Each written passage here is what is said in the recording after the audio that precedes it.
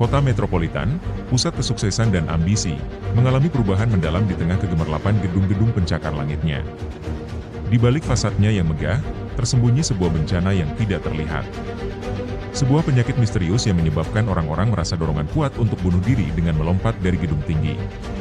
Carla Wijaya, seorang akuntan di perusahaan asuransi terkemuka, merupakan salah satu dari sekian banyak orang yang terjebak dalam tekanan hidup yang tiada henti. Tekanan pekerjaan, utang yang menumpuk, dan konflik pribadi menggerogoti ketenangan pikirannya. Dalam beberapa minggu terakhir, dia merasakan sesuatu yang aneh, kecemasan yang meningkat drastis dan rasa tidak nyaman yang terus-menerus. Penyakit ini pertama kali dikenal sebagai stres Armageddon, karena efeknya yang menghancurkan. Gejala pertama muncul sebagai perubahan pada mata, yang perlahan-lahan berubah menjadi putih sepenuhnya. Ketika laporan mengenai kasus bunuh diri yang melibatkan terjun dari gedung tinggi mulai bermunculan, para ahli kesehatan dan polisi tidak dapat menemukan pola yang jelas, hingga bau aneh muncul dari lokasi kejadian. Penyebaran yang menggila sebagai tanda peringatan pertama, polisi menemukan bahwa setelah korban bunuh diri terjatuh, mereka mengeluarkan bau menyengat yang tidak bisa diidentifikasi. Bau ini, secara mengejutkan, menyebar dengan cepat dan menginfeksi siapa saja yang terpapar. Setelah paparan bau ini, orang-orang mulai menunjukkan gejala serupa, mata mereka berubah putih dan dorongan untuk bunuh diri semakin kuat. Penyebaran penyakit ini berimbas pada seluruh kota. Rekan kerja Carla di perusahaan asuransi melaporkan kasus serupa, di mana kolega mereka yang mengalami stres berat mendadak mengalami perubahan perilaku yang drastis. Keadaan semakin buruk saat bau dari lokasi kejadian terus menyebar melalui sistem ventilasi dan udara, menyebabkan penyebaran yang semakin luas. Carla, yang setiap hari berhadapan dengan tekanan pekerjaan dan situasi keuangan yang memburuk, mulai merasakan efek dari penyakit tersebut. Meskipun dia tidak terpapar langsung ke lokasi kejadian, dia mulai mengalami rasa cemas dan tekanan yang lebih besar dari biasanya. Dengan mata yang semakin terasa berat, dia menyadari betapa berbahayanya situasi ini. Ketika kota diumumkan sebagai zona karantina, dan pihak berwenang mulai melakukan isolasi, Carla merasa terjebak. Seluruh sistem transportasi dibatasi dan akses keluar kota menjadi sangat sulit. Berita mengenai isolasi dan kasus bunuh diri yang terus meningkat menghantui setiap orang. Dengan berbekal keberanian dan tekad, Carla memutuskan untuk melarikan diri dari kota tersebut. Dia mengetahui bahwa untuk melarikan diri dari kota yang terisolasi, dia harus melewati banyak rintangan. Di tengah kekacauan, dia berhasil mendapatkan tiket langka untuk kereta terakhir menuju kota kecil yang lebih aman. Perjalanan Carla penuh dengan ketegangan dan risiko.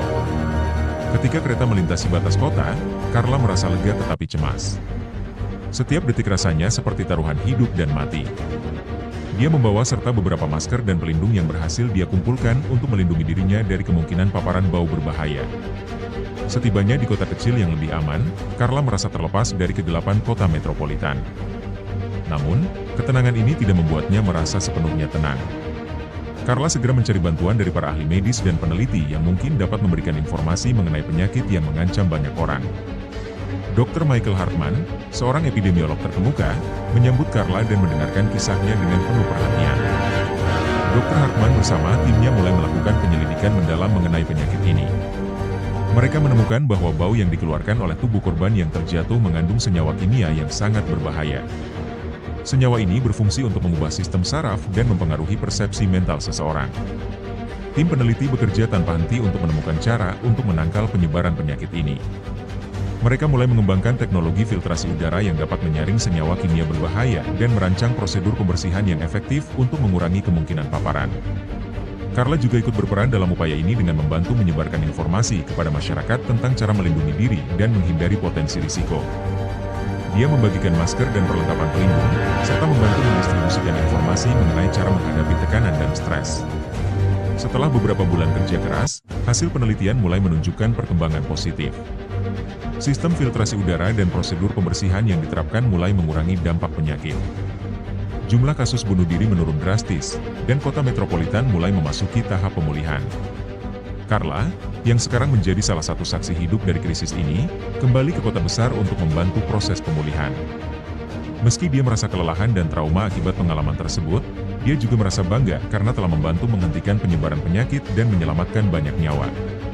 Proses pemulihan kota memerlukan waktu dan usaha yang tidak sedikit. Banyak orang yang mengalami trauma mendalam dan kehilangan yang besar akibat bencana ini. Namun, masyarakat mulai belajar untuk lebih memperhatikan kesehatan mental mereka dan mencari dukungan ketika menghadapi stres. Carla kembali ke pekerjaannya dengan perasaan campur aduk. Kota besar yang pernah tertekan kini memulai langkah pemulihan, tetapi bekas dari kejadian tersebut akan selalu membekas. Carla menjadi simbol harapan dan keberanian di tengah kegelapan, dan pengalaman ini memberikan pelajaran penting tentang dampak stres dan pentingnya menjaga kesehatan mental. Dalam akhir cerita ini, kota yang dulu dilanda teror penyakit kini belajar untuk lebih peduli dan berempati terhadap kesehatan mental individu.